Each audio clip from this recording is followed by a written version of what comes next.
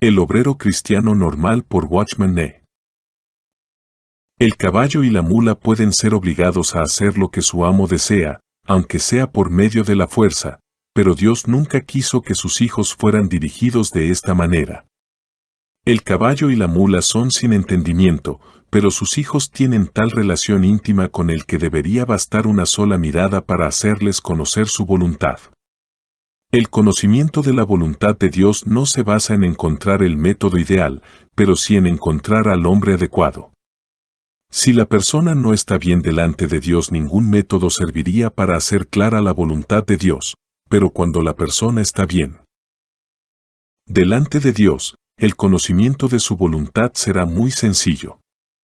Esto no excluye los métodos, pero queremos hacer énfasis en el hecho de que, aun conociendo los métodos que tiene Dios para hacer que los suyos conozcan su voluntad, la desconoceremos si no andamos en intimidad con Él. El yo ha de ser dominado. Otro punto digno de tomar en cuenta con respecto a este asunto es que salvo que Dios nos haya despojado de nuestro yo, tratándonos en forma drástica, no seremos instrumentos útiles en sus manos para obrar en otras vidas. Dios no permitirá tratar con las almas a quien no ha sido moldeado en sus manos. Es imposible que uno que no sepa discernir y hacer la voluntad de Dios sea usado para llevar a otros a su voluntad. Si un obrero cristiano, en el cual el ego todavía domina, busca enseñar a otros en el camino del Señor, no importa cuánta doctrina imparta, su propio fondo intelectual y emocional inevitablemente saldrá a la luz entorpeciendo su ministerio. Ya sea consciente o inconscientemente, tal obrero buscará dominar otras vidas. En forma intencional o sin ella, tratará de imponerles sus opiniones y querrá que digan como él dice y hagan como él hace. Puede aparentar ser un gran dirigente del pueblo de Dios, o un gran maestro, o un gran padre, pero por más que impresione su dirección no podrá expresar la autoridad divina. Porque su vida está dominada por su propia voluntad y no por la voluntad de Dios. Nuestro Señor dijo, los gobernantes de las naciones se enseñorean de ellas, y los que son grandes ejercen sobre ellas potestad. Mas entre vosotros no será así. Mateo 20, 25, 26. Si hemos de ser buenos pastores, el Señor tendrá que humillarnos, pues las naturalezas dominantes descarrían a la grey en lugar de reunirla. Debemos aprender a no enseñorearnos de aquellos que han sido confiados a nuestro cuidado y no llevarlos más allá de su capacidad de seguir. Si tenemos una carga del Señor, debemos ser fieles en descargarla, pero no debemos obligar a que acepten el mensaje que proclamamos. Recordemos que Dios respeta el libre albedrío que ha dado al hombre y, si Él no fuerza al hombre, ¿quiénes somos nosotros para hacerlo? El hecho de que las personas están dispuestas a oír lo que tenemos que decir no debiera ser motivo para gloriarnos, sino más bien para llevarnos al Señor con temor y temblor y hacernos prestar la más reverente atención a lo que Él nos dice. No importa cuán fuertes sean nuestras convicciones, debemos aprender a desconfiar de nosotros mismos, pues somos propensos a equivocarnos, y cuanto más seguros de nosotros mismos estemos, más peligro habrá de descarriarnos. Uno de los peligros del egotismo es que la autoconfianza nos hace propensos a querer guiar a los demás, y cuanto más nos siguen, más aumenta nuestra propia confianza, acarreando como resultado el peligro de ser menos aptos para ayudar a los demás a discernir la voluntad de Dios. Los creyentes de esta clase solo pueden trabajar solos, dado que sus caminos no pueden ajustarse a los demás y por lo tanto no pueden cooperar. Nunca tienen autoridad espiritual. Como no han aprendido a estar sujetos a autoridad, no pueden realmente ejercer la autoridad. Muchos creyentes, desde el comienzo de su historia hasta la fecha, no han conocido lo que es someterse a otro. Como no saben lo que es ser guiados, Dios no puede confiarles el guiar otras vidas. La necesidad de la sumisión. Hermanos y hermanas, tomemos nota del hecho de que, si alguno se ofrece para el servicio cristiano y no ha aprendido previamente la sumisión, estará seguro de sus caminos, siempre listo para tomar la iniciativa y guiar a sus compañeros. Pero aquel que ha aprendido la sumisión, mediante una severa disciplina, estará firmemente establecido en el Señor y, sin embargo, no buscará enseñorearse de los demás. Yo confío en que ninguno de vosotros será autoritario, sino que sabrá ceder ante sus hermanos para que tomen sus propias decisiones con plena libertad. Debemos cuidarnos de no defraudarlos quitándoles ese libre albedrío que Dios les ha dado, queriendo imponerles nuestras propias convicciones. Mientras un hermano con carácter egotista esté solo no se notará su individualidad, pero en cuanto se una con otros creyentes de inmediato tomará la directiva. O pongamos a una hermana con esta tendencia en una habitación con otra, y pronto estará diciéndole lo que debe comer, cómo debe vestir, y qué clase de colchón induce mejor al sueño. Si una sola de las hermanas es egotista, la vida de ambas se hará aún posible, pero si lo son las dos, no pasará mucho tiempo antes de que ocurra un altercado. Hemos planteado la necesidad de ser sumisos cuando vivimos y trabajamos juntos, pero esto no significa que debemos someternos indiscriminadamente. Tampoco significa que debemos tolerar el mal. Como siervos de Dios debemos ser fieles, y la fidelidad significará que a veces tendremos que exhortar, advertir o reprender. Algunas veces deberemos tratar con firmeza a los demás, pues no debemos dejar pasar por alto lo malo, pero aquellos que han sido moldeados por Dios podrán tratar con los demás fielmente para con ellos y para con el Señor, y no por un deseo innato de dominar a los demás. Pablo fue un líder nato, pero era un hombre con el cual Dios había tratado. Al ejercer su ministerio algunas de sus cartas fueron duras y fuertes. Podía ser mordaz al denunciar el pecado, pero era suave en el trato al punto de ser tierno con los débiles y errados. En la forma más severa ponía de manifiesto a los falsos profetas, pero estaba tan despojado de sí mismo que podía decir: algunos, a la verdad, predican a Cristo por envidia y contienda, pero otros de buena voluntad.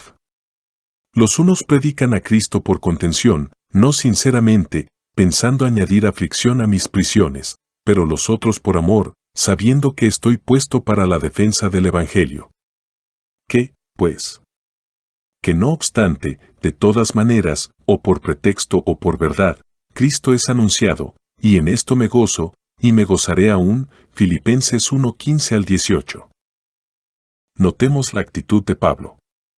Él podía regocijarse si recibían su mensaje y caminaban con él, pero también se alegraba si se oponían a su mensaje. La fidelidad demandaba de él una actitud no comprometida y también una forma de hablar análoga, pero si sus palabras fuertes le provocaban antagonismo, él no lo tomaba como una afrenta personal, sino que aún podía regocijarse de que Cristo era predicado. La persona egotista está obsesionada con sus propias ideas y siempre las defiende, y se siente ofendido si sus sugerencias no son aprobadas. Por otra parte, aquella que constantemente ha recibido correcciones vacila antes de tomar el mando y vislumbra el peligro de manipular las vidas ajenas. La persona que se aferra a sus propios pensamientos y maneras es pueril y oficiosa, pero aquella que ha aprendido a doblegarse bajo la mano correctora de Dios, ha sido engrandecida bajo presión y es una persona con amplios horizontes.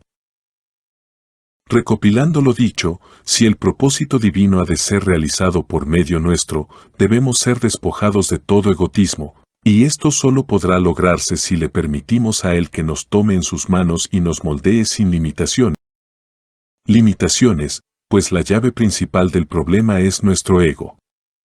En algunas vidas esto es más visible que en otras, pero ninguno de nosotros se exime del problema. Todavía tendremos nuestras propias opiniones y nuestra manera de trabajar y aún tendremos la tendencia a ejercer control sobre otras vidas. Así que humillémonos bajo la mano de Dios para que Él nos haga intransigentemente fieles en todo nuestro ministerio y, al mismo tiempo, de espíritu dócil y siempre dispuestos a dar lugar a otros miembros de la Iglesia. El obrero cristiano normal. Por Watchman Nee. Capítulo 7. Aquel que disciplina su cuerpo. Y esto hago por causa del Evangelio, para hacerme copartícipe de él. ¿No sabéis que los que corren en el estadio, todos a la verdad corren, pero uno solo se lleva el premio? Corred de tal manera que lo obtengáis. Todo aquel que lucha, de todo se abstiene, ellos, a la verdad, para recibir una corona corruptible, pero nosotros una incorruptible. Así que, yo de esta manera corro, no como a la aventura, de esta manera peleo, no como quien golpea el aire, sino que golpeo mi cuerpo, y lo pongo en servidumbre, no sea que habiendo sido heraldo para otros, yo mismo venga a ser eliminado. 1 Corintios 9, 23 al 27. En el versículo 23, Pablo se presenta como un siervo de Dios predicador del Evangelio. Esto hago por causa del Evangelio, dice él, y habiéndonos dicho de la actitud intransigente que ha adoptado con respecto a sí mismo a los efectos de lograr el objetivo, yo golpeo mi cuerpo y lo pongo en servidumbre, explica cómo pone en práctica su determinación de mantener el dominio sobre su cuerpo. Queremos aclarar que el autor de la carta a los Corintios no era una secta. Él no sostiene la enseñanza de que el cuerpo es un estorbo del que debemos tratar de deshacernos, ni mucho menos que es la fuente de maldad. Por el contrario, declara que el cuerpo del creyente es el templo del Espíritu Santo y que llegará el día en que nuestros cuerpos serán redimidos y tendremos cuerpos glorificados. Ninguna traza de ascetismo deberá desfigurar el concepto de golpear al cuerpo. Repudiamos el solo pensamiento de que el cuerpo es un estorbo para nosotros y fuente de pecado, pero reconocemos que aún podemos pecar con él, no importa con cuánta rigidez lo tratemos. El cuerpo subordinado a los intereses de los siervos de Cristo. Pablo enfrenta a los obreros cristianos con el desafío de hacer que el cuerpo se subordine a los intereses de los siervos de Cristo. Es como obrero cristiano, como predicador de las Escrituras, que Pablo afronta el problema y es en pro de los intereses del Evangelio que le busca solución. Yo golpeo mi cuerpo y lo pongo en servidumbre. El término golpear no es nada suave, no hay medias tintas en la forma en que Pablo se trata a sí mismo. Pablo explica bien cómo golpea su cuerpo y lo pone en servidumbre. Como este es un tema de vital importancia para todo obrero cristiano, veamos con cuidado lo que tiene que decirnos al respecto. Como explicación práctica, escribiendo a los siervos de Dios, Pablo utiliza la ilustración de un estadio de competencias deportivas. ¿No sabéis que los que corren en el estadio, todos a la verdad corren, pero uno solo se lleva el premio? Corred de tal manera que lo obtengáis. V24. No todos los que participan en la carrera son ganadores, dice Pablo, y exhorta a sus lectores a que corran de tal manera que ganen el premio. Luego, en el versículo 25, explica cómo se puede hacer y extrae su metáfora de los Juegos Olímpicos: todo aquel que lucha, de todo se abstiene. Pablo muestra la necesidad de la autodisciplina en cada competencia. Aquellos que compiten por el premio deben ejercer un riguroso control sobre sí mismos. Durante el periodo de entrenamiento. Antes de los juegos, no pueden comer lo que quieren, ni cuando quieren, y mucho de lo que normalmente les es permitido ya deja de serlo. Y además, cuando entran en el estadio, deben ajustarse a las normas severas, pues de lo contrario son descalificados. Decimos: yo debo tener esto, y yo necesito aquello. Muy bien. Si no competimos en los juegos, podemos, pero si queremos correr debemos tener nuestro cuerpo bajo absoluto control. ¿Qué significa abstenerse de todo? Significa que al cuerpo no debemos permitirle demandas excesivas, su libertad debe ser reprimida. No estamos en el estadio con el objeto de satisfacer nuestros deseos de alimento, bebida, ropa o sueño, estamos allí para cumplir una función, correr, y hacerlo de tal manera que se asegure el premio. Pablo continúa razonando respecto de la misma ilustración. Ellos, a la verdad, lo hacen para recibir una corona corruptible, pero nosotros, una incorruptible.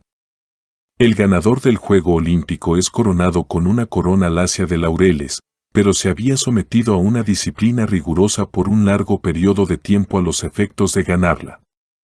¿Qué disciplina no hemos de ejercer nosotros para ganar una corona incorruptible? Así que, yo de esta manera corro, no como a la aventura, de esta manera peleo, no como quien golpea el aire, dice Pablo. Él no está siendo sujeto a toda esta disciplina en vano, tiene a la vista un claro objetivo, está prosiguiendo al blanco. Este versículo debe ser leído junto con el que le sigue. Él no está corriendo de aquí para allá, no planea al azar, todos sus movimientos están regulados porque él tiene su cuerpo bajo estricto dominio, y esto lo ha podido obtener mediante severa disciplina. Hermanos y hermanas, si aún no hemos puesto nuestro cuerpo en sujeción, es mejor que hagamos un alto en nuestras tareas y que lo hagamos antes de tratar de ejercer autoridad en un terreno más amplio. Puede agradarnos mucho nuestro trabajo, pero este tendrá poco valor si estamos dominados por los deseos carnales. Servir al Señor no significa solamente predicar desde el púlpito. Pablo lo sabía. ¿Qué es lo que implica poner nuestros cuerpos en servidumbre? Para comprenderlo debemos saber primero cuáles son las demandas del cuerpo. Mencionaremos unas pocas: comida, vestido, descanso, recreación y en tiempo de enfermedad, cuidado especial. Todas estas son demandas legítimas, pero la obra de Dios hace también sus demandas y, para poder responder a estas, tendré que imponer restricciones a mi cuerpo.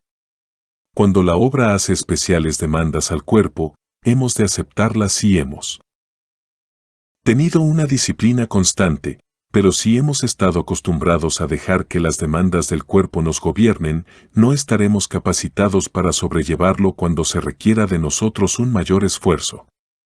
Si el cuerpo no ha aprendido a obedecer a su dueño, cuando llama a sus miembros a realizar un esfuerzo conjunto en el estadio, los pies rehusarán trabajar y los demás miembros se harán lerdos en el cumplimiento de las órdenes. Si la carrera ha de ser ganada, el atleta no dejará de disciplinar su cuerpo aun cuando esté fuera del estadio. Si en la vida común de todos los días el cuerpo de un obrero cristiano no ha sido disciplinado para obedecer a su dueño, ¿cómo puede esperarse que responda, cuando por causa de la obra se le hagan demandas extraordinarias? Solo si ejercemos autoridad persistentemente se someterá nuestro cuerpo. Si en la vida diaria ha adquirido el hábito de obediencia, podremos contar con él para que nos sirva. Cuando lleguen las circunstancias de esfuerzo excepcional, podemos preguntarnos, ¿somos dueños de nuestros cuerpos?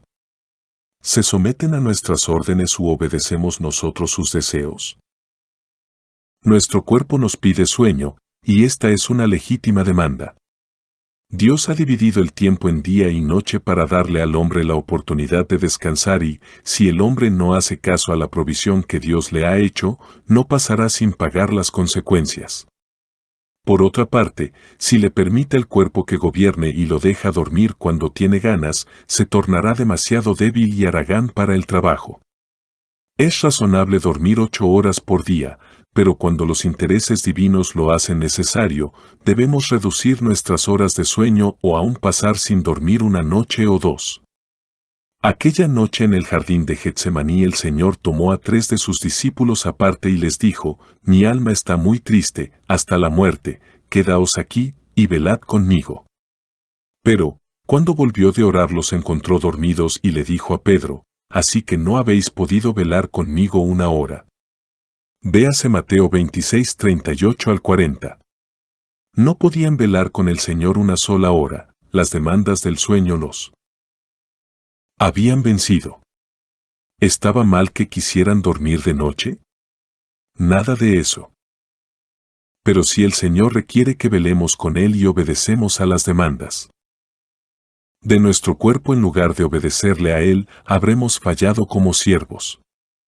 Esto no significa que debemos pasarnos sin dormir indefinidamente, pues somos seres humanos, no espíritus, sino que si hemos de cumplir con las necesidades divinas debemos tener nuestro cuerpo en sujeción para que se acostumbre a las privaciones.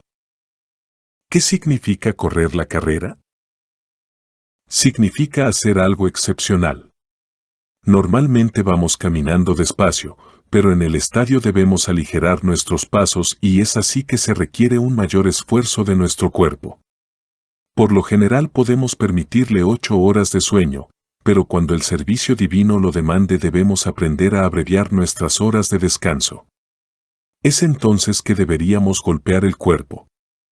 Cuando nuestro Señor encontró a sus discípulos durmiendo luego de haberles pedido especialmente que velaran con Él, puso en evidencia la clave del problema: el espíritu a la verdad está dispuesto, pero la carne es débil.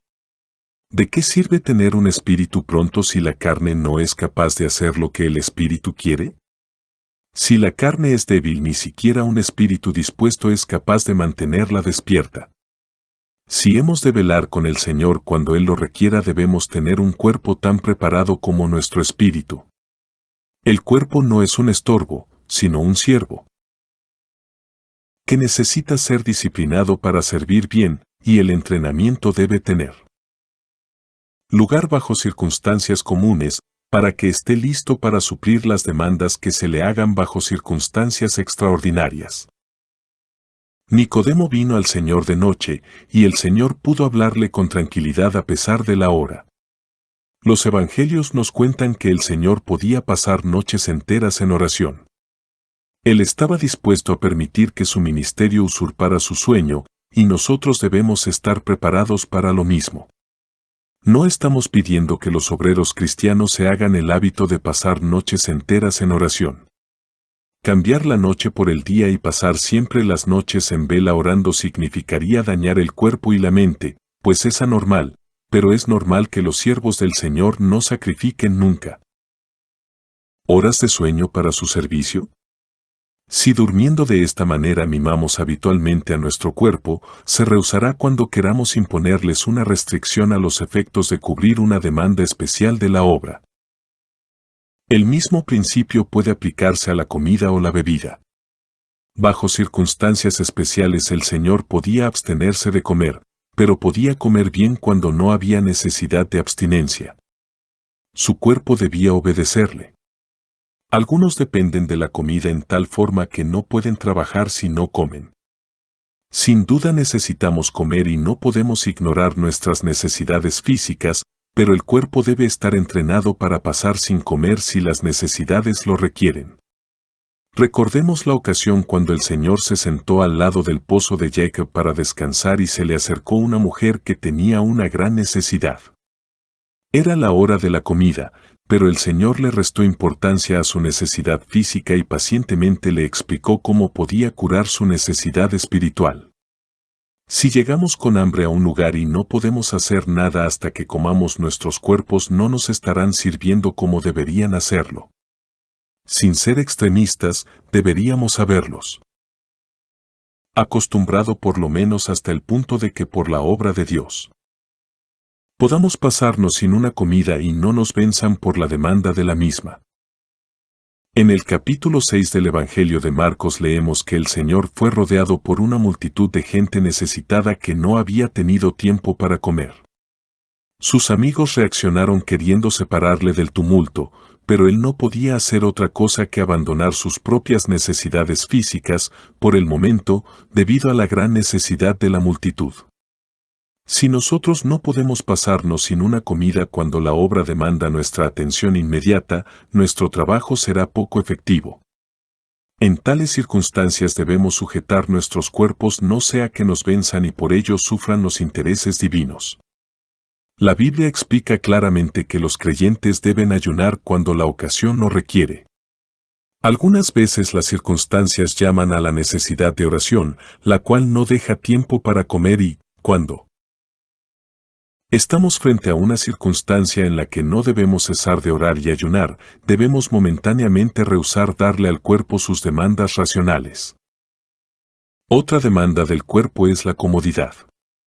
No encontrar en falta al obrero que disfruta de reposo cuando las circunstancias se lo permiten, pero deberíamos no obstante deplorar la incapacidad de su parte de responder a las necesidades de la obra si no se le provee de la comodidad acostumbrada.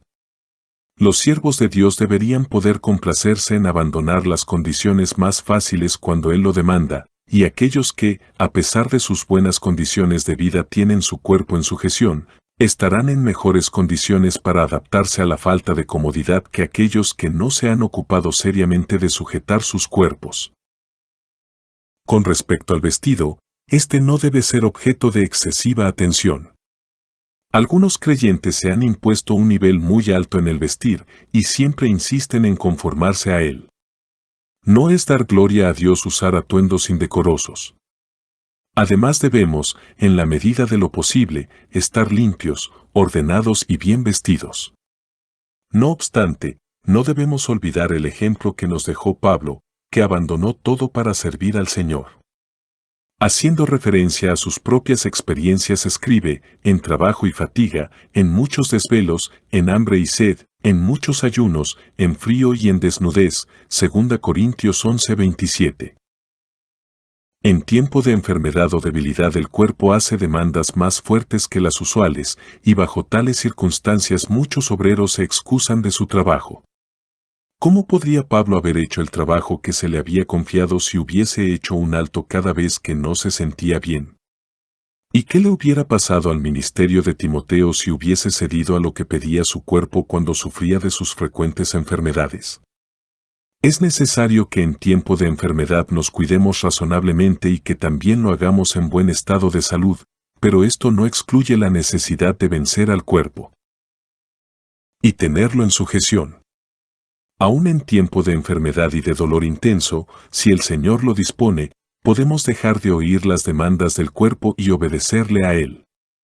Si hemos de ser útiles al Señor, es imperioso que obtengamos pleno señorío sobre estos cuerpos nuestros. Este principio debe aplicarse también para el deseo sexual, así como para todos los demás requerimientos del cuerpo. Si somos siervos de Cristo, su servicio debe tener prioridad sobre los demás. 1 Corintios 4:11 al 13 dice: Hasta esta hora padecemos hambre, tenemos sed, estamos desnudos, somos abofeteados, y no tenemos morada fija. Nos fatigamos trabajando con nuestras propias manos, nos maldicen, y bendecimos, padecemos persecución, y la soportamos. Nos difaman, y rogamos, hemos venido a ser hasta ahora como la escoria del mundo, el desecho de todos. Es obvio que los muchos sufrimientos de Pablo no pertenecieron a un periodo aislado de su vida, y que nada impidió que sirviera al Señor. En 1 Corintios 6:12 al 20 se refiere a dos temas, el asunto de la comida y el del sexo, y aclara que somos siervos del Señor y no del cuerpo. Luego, en el capítulo 7, trata el tema del sexo más detalladamente, y en el capítulo 8 el tema de la comida, siempre puntualizando que no estamos de ninguna manera obligados a servir a la carne pues pertenecemos a Cristo y debemos servirle a Él. Por él debemos aprender a refrenar nuestros deseos físicos y a reforzar tal actitud con trato severo para establecer el hecho de que las riendas están en nuestras manos. El Señor es el creador de nuestros cuerpos y los ha creado con ciertos impulsos que son perfectamente legítimos. Pero Él creó al cuerpo para ser nuestro siervo y no nuestro amo, y hasta que esto quede completamente establecido no podemos servirle como debemos. Pablo tenía temor de ser expulsado del estadio y de no poder ganar así el premio, por lo que tomó la precaución de someter su cuerpo mediante constantes luchas. ¿Y qué podemos decir del Señor, que se negó a sí mismo? ¿La máxima gloria y bajó al fondo de la vergüenza y del sufrimiento? Por amor a Él, ¿no ordenaremos a nuestros cuerpos que se nos sometan para poder servirles sin tropiezos? ¿No les ordenaremos ser fuertes en la fortaleza de la vida del resucitado? La Biblia dice, si el Espíritu de aquel que levantó de los muertos a Jesús mora en vosotros, el que levantó de los muertos a Cristo Jesús vivificará también vuestros cuerpos mortales por su Espíritu que mora en vosotros. Romanos 8:11. El obrero cristiano normal. Por Watchman Nee. Capítulo 8. Dispuesto a sufrir. Todo obrero cristiano debe estar dispuesto a sufrir. En 1 Pedro 4:1 leemos lo siguiente, puesto que Cristo ha padecido por nosotros en la carne, vosotros también armaos del mismo pensamiento. Una actitud correcta en relación al sufrimiento es parte esencial a todo obrero cristiano. Cierta enseñanza, ampliamente aceptada, sostiene que todo tipo de diversión obra en contra del crecimiento espiritual. Rechazamos por completo esta creencia, pues la propia palabra de Dios declara que la porción de su pueblo es una de bendición. En el Salmos 84 leemos, porque sol y escudo es Jehová Dios, gracia y gloria dará Jehová, no quitará el bien a los que andan en integridad. V11, y el conocido Salmos 23, versículo 1, dice, Jehová es mi pastor, nada me faltará. Asamblea en Santo Domingo Este. Escrito por el hermano Watchman Nee en el año 1951. Para más información comuníquese con este número de WhatsApp. 1-829-747-1995.